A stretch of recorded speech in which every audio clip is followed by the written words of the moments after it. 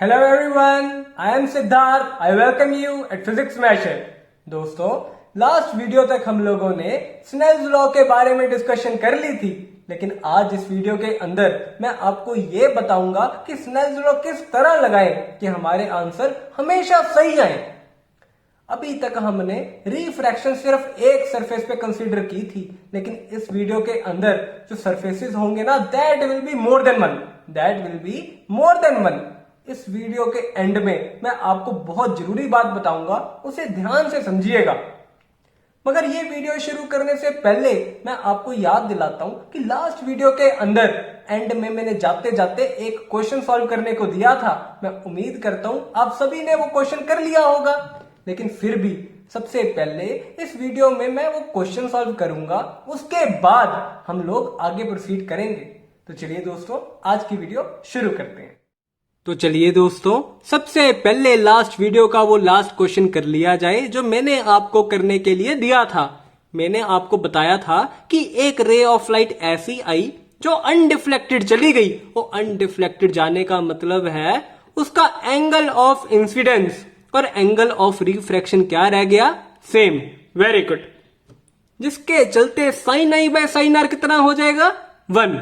Excellent. अगर sine I by sine r 1 हो जाए तो ये क्या होगा?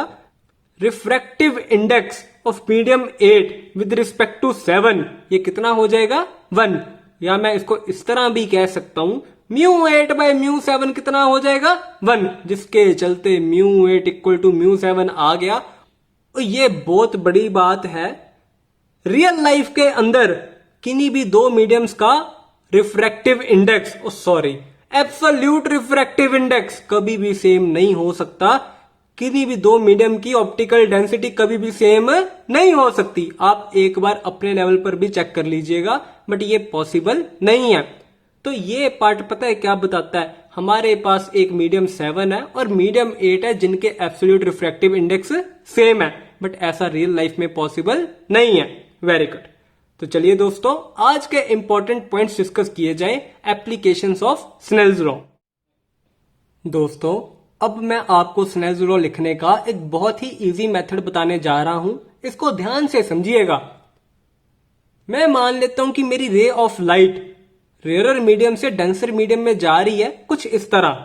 तो दोस्तों, इस केस के अंदर मैं स्नेल्स लॉ लिखने का एक नवा मेथड बता रहा हूं, इसको ध्यान से देखो। मैं क्या करूंगा मेरे दोस्तों, सबसे पहले मैं देखूंगा कि किस मीडियम में मेरी इंसिडेंट रे आ रही है। वो इस मीडियम में आ रही है तो इस मीडियम का absolute refractive index μ1 into sine of angle of incidence, कुछ इस तरह। इसको इक्वल्स टू डाल दूंगा। इस मीडियम जिसमें जा रही है उसका absolute refractive index μ2 into sine of angle of refraction sine R. Very good. मगर दोस्तों, अगर आपको विश्वास नहीं होता तो इसको sine I by sine R करो, उल्टा पुल्टा करो, ये आएगा μ2 बाय μ1, जिसका मतलब है refractive index of medium 2 with respect to medium 1। Very good. उसी तरह दोस्तों, अगर मेरी ray of light denser medium से रेयरर मीडियम में जाए, उस केस में पता है क्या होगा? वो सेम चीज लगाओ, μ3 into sine I equals to μ4 into sine R. वो इतनी सिंपल बात है। Sine I by sine R निकालो, μ4 बाय μ3 आएगा, जिसको हम कह देते हैं refractive index of medium 4 with respect to medium 3, कुछ इस तरह। मैं उम्मीद करता हूं आपको ये दोनों चीजों को लिखने का तरीका समझ आ गया होगा। ये बहुत ही इजी मेथड है, आगे चलकर आपको बहुत हेल्प करेगा। तो दोस्तों, अब जो मैं केस डिस्कस करने जा रहा हूं, ये बहुत ही अच्छा कंसेप्ट है, इसको ध्यान से समझिएगा। मैं मान रहा हूं कि मेरा μ1 एक ऐसा मीडियम है जिसका रिफ्रैक्टिव इंडेक्स सबसे कम है। तो मैं मान रहा हूं μ1 is less than μ2 is less than μ3 and so on. मेरे पास टोटल 5 प्लेट्स हैं जिनके अंदर मैं रिफ्रैक्शन कंसीडर करने जा रहा हूं। तो इसको ध्यान से देखना। सबसे पहले मेरी रे ऑफ लाइट कुछ इस तरह चली जिसका एंगल ऑफ इंसिडेंस बन गया आई। मगर दोस्तों, उसके बाद ये रेयरर मीडियम में गई तो टुवर्ड्स द नॉर्मल बेंड हो गई। Very good. मगर दोस्तों, एक बात बताओ, अगर मैं नॉर्मल ड्रॉ करूं, इस सरफेस की नॉर्मल देखी जाए और ये लाइट जब इसको स्ट्राइक करेगी और इस केस के अंदर भी अगर मैं नॉर्मल ड्रॉ कर दूं तो ये दोनों नॉर्मल एक दूसरे के पैरेलल आ जाएंगी, तो ये एंगल कितना आ जाएगा, R1। वेरी गुड, ज्योमेट्री कहती है because of alternate interior angles, excellent. उसी तरह अब रे ऑफ लाइट फिर एक डेंसर मीडियम में जा रही है, तो ये टुवर्ड्स द नॉर्मल बेंड करेगी, तो ये एंगल कितना मान लू मैं, R2। तो ये एंगल कितना हो जाएगा, R2। Very good. कौन सा एंगल लगेगा, कॉरेस्पॉन्डिंग एंगल लगेगा, नहीं, ऑल्टरनेट इंटीरियर एंगल, एक्सेलेंट। इसके बाद वो फिर ये डेंसर मीडियम में जा रही है, फिर टुवर्ड्स नॉर्मल बेंड होगी। इस बार मैं एंगल ऑफ रिफ्रैक्शन कंसीडर कर लेता हूं R3, और ऊपर कितना हो जाएगा, R3। वेरी गुड दोस्तों, अब रे ऑफ लाइट फिर एक डेंसर मीडियम में जा रही है, फिर ये नॉर्मल की तरफ बेंड होगी। इस बार रिफ्रैक्टेड एंगल आ गया R4, और यहां पे मैंने R5 लिख दिया, ये गलत है, ये भी एंगल कितना होगा, R4। ये एंगल भी कितना होगा, R4। Very good. अब जो यहाँ पे रे है ना, ये दोबारा एक डेंसर मीडियम में जा रही है, फिर ये टुवर्ड्स नॉर्मल बेंड होगी, बट इस बार मैं एंगल ऑफ रिफ्रैक्शन मान लेता हूं R5। एक्सेलेंट। मैं उम्मीद करता हूं दोस्तों इतना पार्ट आपको क्लियर होगा। तो अब बात करते हैं थोड़ी मैथमेटिक्स की। तो चलिए, सबसे पहले अगर मैं यहां पे स्नेल्स लॉ लगाऊं तो मैं कैसे लिखूंगा, μ1 into sine I equals to, और इस मीडियम का रिफ्रैक्टिव इंडेक्स कितना है, μ2 into sine R1। Very good. मगर दोस्तों इस केस के लिए जब ये वाली रे ऑफ लाइट इस सरफेस में जाएगी तो इंसिडेंस एंगल कितना हो गया, R1। Very good. तो यहां पे क्या लिखेंगे हम लोग, μ2 into sine R1 equals to, इस मीडियम का रिफ्रैक्टिव इंडेक्स कितना है, μ3।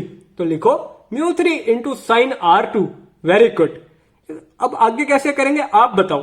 तो चलो लिखो μ3 into sign R2 equals to, यहां पे जा रही है ना, क्या लिखूंगा, μ4 into sine R3। Very good. अब ये R3 ये वाला एंगल, अब इस सरफेस पे ना ये वाला जो एंगल है, ये एंगल ऑफ इंसिडेंस बनेगा, तो मैं कैसे लिखूंगा, μ4 into sine R3 equals to μ5 into sine R4। μ5 into sine R4। Very good. इस सरफेस पे मैं किस तरह लिखूंगा, ये जो सरफेस आ रहा है वो इस सरफेस पे लिखूंगा μ5 into sine R4 equals to μ6 into sine R5।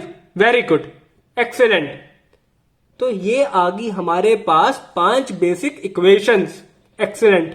मगर दोस्तों मैं एक बात बताने जा रहा हूं, अगर मेरे को इस मूवमेंट पे एक पर्टिकुलर सरफेस के ऊपर एंगल ऑफ इंसिडेंस पता हो, उस पर्टिकुलर मीडियम का एब्सोल्यूट रिफ्रैक्टिव इंडेक्स पता हो, तो किसी भी प्लेट के ऊपर मैं एंगल ऑफ रिफ्रैक्शन फाइंड कर सकता हूं।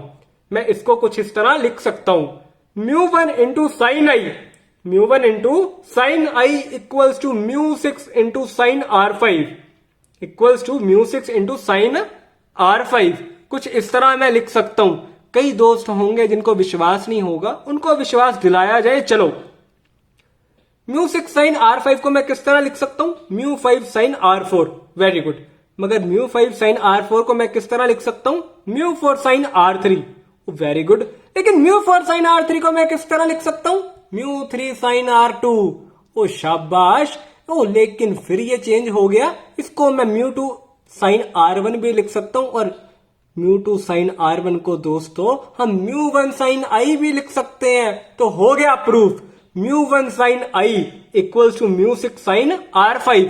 दोस्तों ये एक बहुत ही इंपॉर्टेंट चीज सामने आई है, तो ये बहुत ही अच्छी चीज है, इसको ध्यान से समझो। ये बोलती है अगर मेरे को एक पर्टिकुलर मीडियम का रिफ्रैक्टिव इंडेक्स पता हो, एंगल ऑफ इंसिडेंस पता हो, तो आगे चलते हुए किसी भी मीडियम का मैं रिफ्रैक्टिव इंडेक्स फाइंड कर सकता हूं, प्रोवाइडेड अगर मेरे पास एंगल ऑफ रिफ्रैक्शन हो, अगर मेरे पास एंगल ऑफ रिफ्रैक्शन हो। Very good. मैं उम्मीद करता हूं दोस्तों आपको ये बात समझ आ गई होगी। मैं ये भी उम्मीद करता हूं कि आप लोगों को अब ये कंडीशंस लिखनी भी समझ आ गई होंगी, स्नेल्स लॉ को लिखने का नवा तरीका भी समझ आ गया होगा। फिर भी दोस्तों अगर आपको कोई भी डाउट है तो नीचे दिए कमेंट सेक्शन में जरूर पूछिए, और अगर आपको ये वीडियो पसंद आई हो तो प्लीज इसे लाइक, शेयर और सब्सक्राइब जरूर कीजिए। Thank you.